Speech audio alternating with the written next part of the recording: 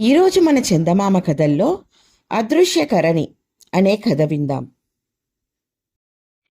కథ వినే ముందు నాదొక చిన్న రిక్వెస్ట్.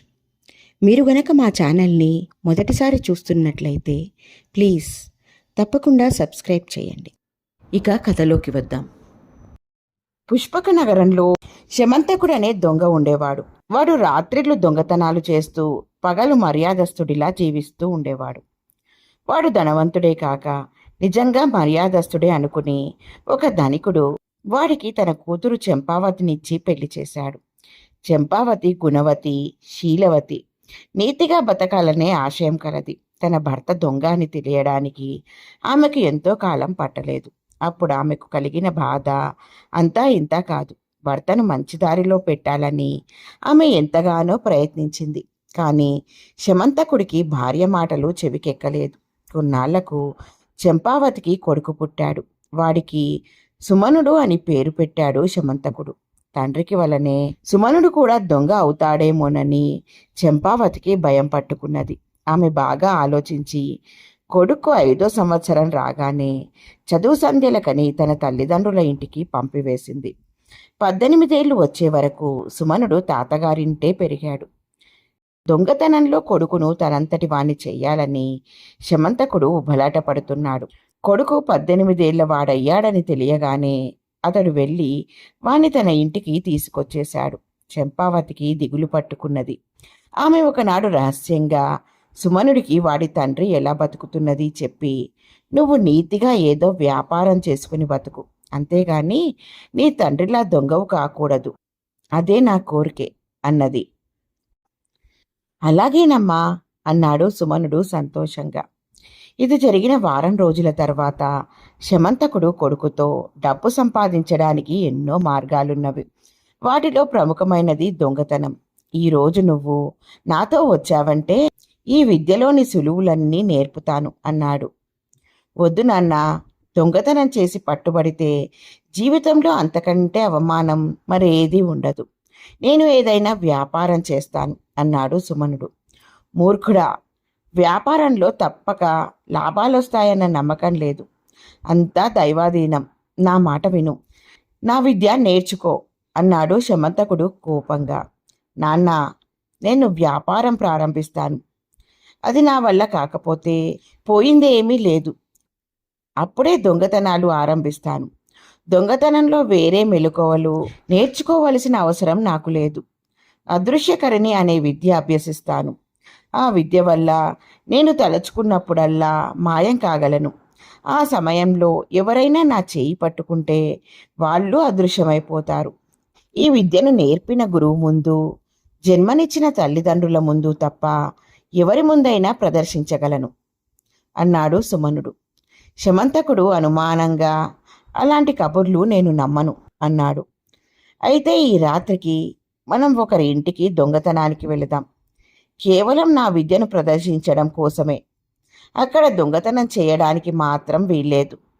అవసరపడితే తప్ప నా విద్యను దుర్వినియోగం చేయనని నా గురువుకు మాట ఇచ్చాను అన్నాడు సుమనుడు. శమంతకుడు అందుకు అంగీకరించాడు. ఆ రాత్రి తండ్రి కొడుకులు ఇద్దరూ నగరంలోకి బయలుదేరారు. ఆ నగరంలో పేరుకెక్కిన వజ్రగుప్తుడనే వ్యాపారి ఇంటి ముందు ఆగాడు సుమనుడు. తరువాత తండ్రి చేయి పట్టుకుని ఏవో మంత్రాలు జపించి, నువ్విక మాట్లాడకు, మనం ఎవ్వరికీ కనిపించం అన్నాడు.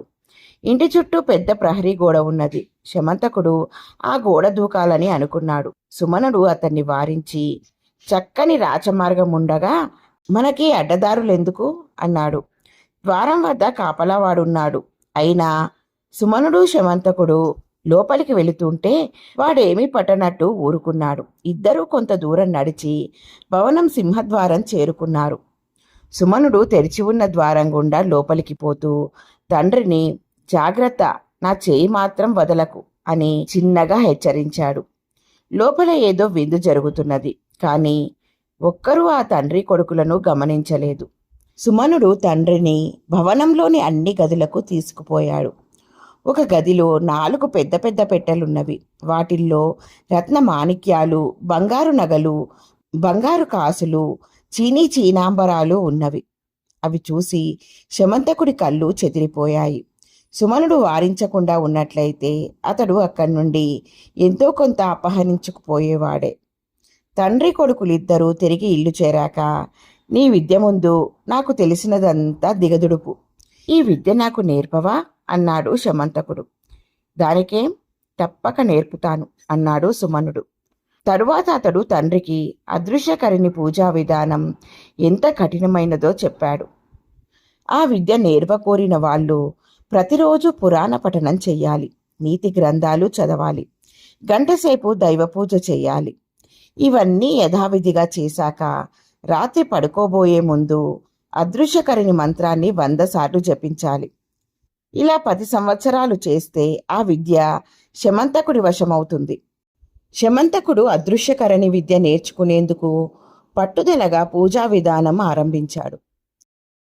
అప్పుడు సుమనుడు తల్లితో, అమ్మా, 10 సంవత్సరాల వరకు నాన్న దొంగతనాల జోలికి వెళ్ళాడు.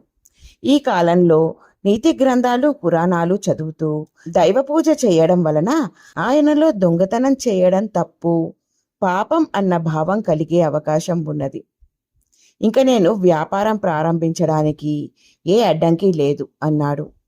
ఇదంతా ఎలా సాధించావురా అన్నది చంపావతి ఆశ్చర్యంగా.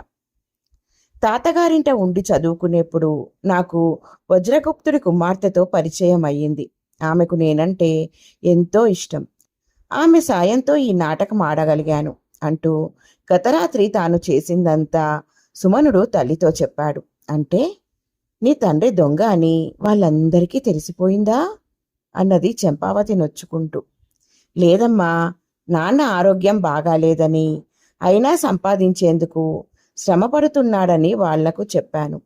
ఆయన్ని కాస్త విశ్రాంతి తీసుకునేలా చేయాలంటే ఈ అదృశ్యకరణి నాటకం ఆడాలన్నారు, అంతే అన్నాడు సుమనుడు. శమంతకుడు అదృశ్యకరణి విద్యకై పూజా విధిలో ఉండగానే సుమనుడు వజ్రగుప్తుడి కుమార్తెను పెళ్లి చేసుకున్నాడు. తరువాత వ్యాపారంలోని మెలకువలన్నీ మామ దగ్గర నేర్చుకుని ఆ నగరంలో గొప్ప వాళ్ళల్లో ఒకడయ్యాడు. ఇలా ఉంది ఫ్రెండ్స్ ఈ కథ. బాగుంది కదూ? నచ్చిందా? అయితే లైక్ చేయండి. మీ బంధువులకు స్నేహితులకు ఈ కథలను షేర్ చేయండి. మరిన్ని మంచి మంచి కథల కోసం మా ఛానల్ను తప్పకుండా సబ్స్క్రైబ్ చేయండి.